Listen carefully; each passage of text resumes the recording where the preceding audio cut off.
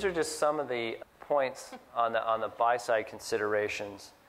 And this is specific to dry eye. And I don't need to hear how great the market is or what the market potential is.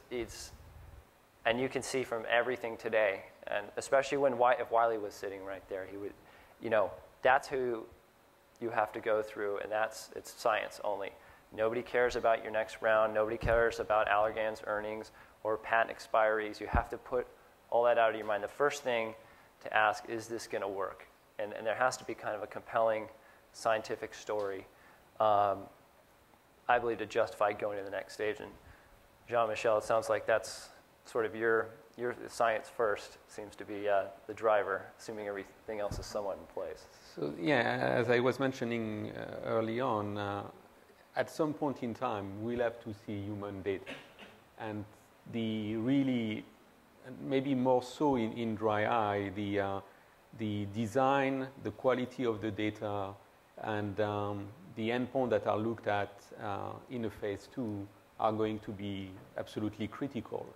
And that triggers two things. Do we need to wait for having those data to make a deal? Certainly not. There are certainly some possibility to do that, but it's much more collaborative in nature in this case. It's not going to be a black and white, you finish phase 2, you're done, and you expect $1 billion molecules. It's certainly not that space for dry eye.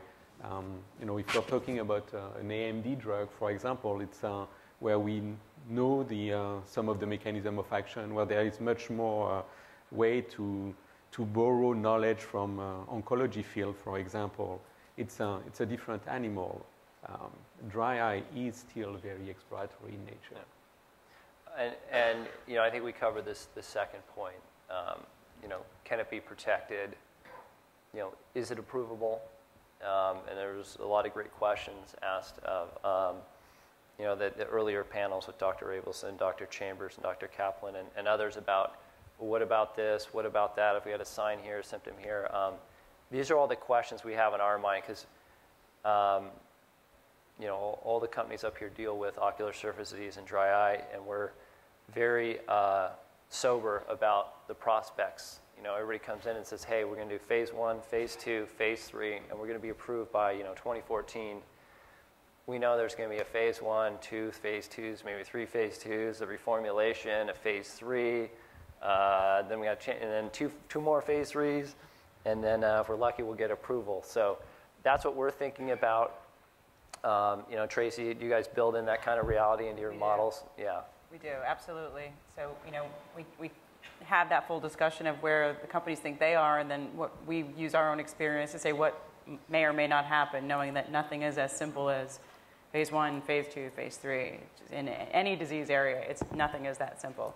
So being realistic about what's behind all of it is really important for us, and having that conversation up front, so you can actually get across the finish line at some point in time.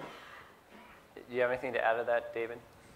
No, I mean, again, I think that's, as you start to move forward with these partnerships, I think you have to have very direct lines of communication, and it doesn't always, the best plans don't always work out, and so I think that's comes with the management of the alliance and a good partnership, but clearly you have to build in these contingencies. Yeah, and taking these projects forward isn't cheap. It's kind of like buying a boat, getting a good deal on a boat. If it's, let's say it's phase 2 or phase, you got a lot of phase 3 work, you got a lot of time to invest. And these things, so on the sell side, people feel like, gosh, they're really sticking it to us. But when you price it all out and all the stuff and reimbursement, and you got to look at who will this sell to? Is this going to be the thing that's going to beat Restasis, or is this going after a really small, intractable group? That dictates your deal value. It's very much a ground-up process. Very rarely will people just rush in and do a deal.